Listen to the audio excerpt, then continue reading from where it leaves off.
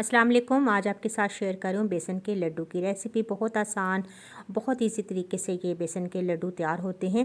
और बेसन के लड्डुओं का जो मेन इंग्रेडिएंट है करारा, या उसे बूरा भी कहते हैं, इसकी भी रेसिपी आपके साथ शेयर करूँगी।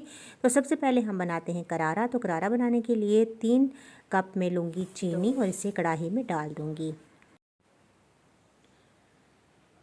तो 3 कप चीनी डालने के बाद आधा कप में इसके अंदर डालूँगी पानी, और पानी और चीनी का एक गाढ़ा सा हम शीरा तैयार कर लेंगे। और ये शीरा एक मोटी तार का शीरा तैयार होगा। तो ये देखिए, अब चीनी आहिस्ता आहिस्ता मेल्ट हो रही है और ये एक गाढ़ा सा शीरा तैयार हो रहा है। और ये बस ध्यान रहे कि चीनी का दाना जो है वो तमाम मेल्ट हो जाना चाहिए।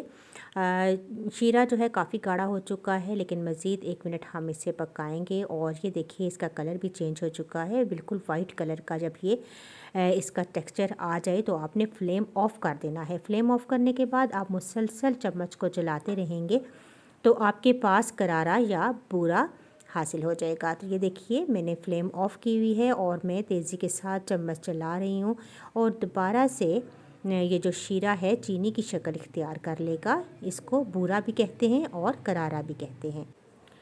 अब नेक्स्ट स्टेप ये होगा कि हम इस करारा या बूरा को छान लेंगे और ये जो मोटे मोटे इसके अंदर पार्ट्स रह गए हैं ये हम ग्राइंड कर लेंगे। तो छन्नी की मदद से ये तमाम बूरा में छान लूँगी।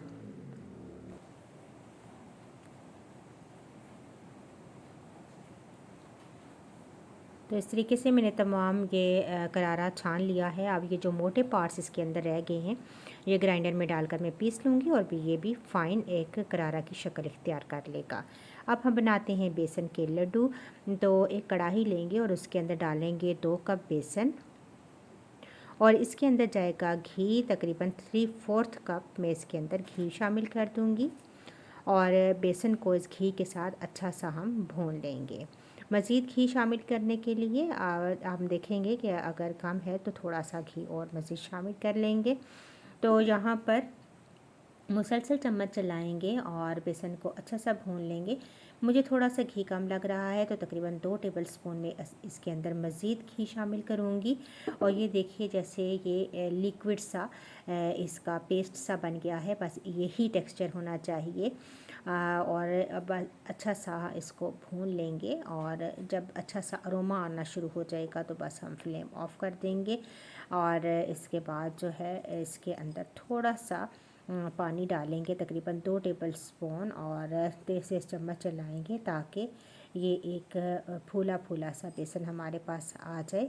तो इससे ये होगा कि जो लड्डुओं का टेक्सचर है वो बहुत अच्छा आएगा।